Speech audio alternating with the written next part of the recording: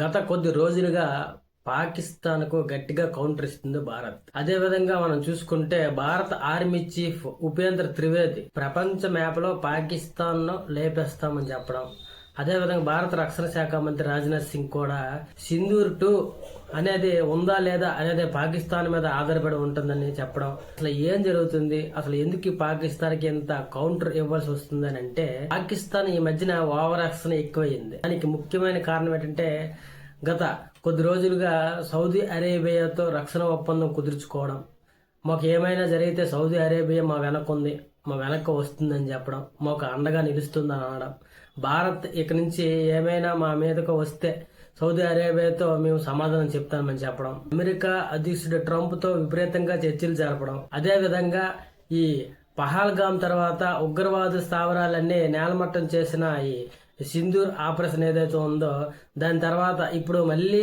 ఆ పాకిస్తాన్ సరిహద్దుల్లో ఉగ్రవాదులు స్థావరాలను ఏర్పాటు చేసుకోవడం, పాకిస్తాన్ సరిహద్దు సర్క్రిక్ వద్ద పాకిస్తాన్ ఆర్మీ యాక్టివిటీగా ఉండడం పాకిస్తాన్ ఓవర్ యాక్షన్ చేస్తుందని చెప్పడానికి నిదర్శనం. భారత ఆర్మీ చీఫ్ ఉపేంద్ర త్రివేది గట్టిగా కౌంటర్ ఇచ్చారు. ఇంకా ఉగ్రవాదాన్ని పెంచి పోషిస్తే ప్రపంచ పటం నుంచి తొలగిస్తాం అని చెప్తూ ఇప్పుడు గట్టిగా కౌంటర్ ఇచ్చారు.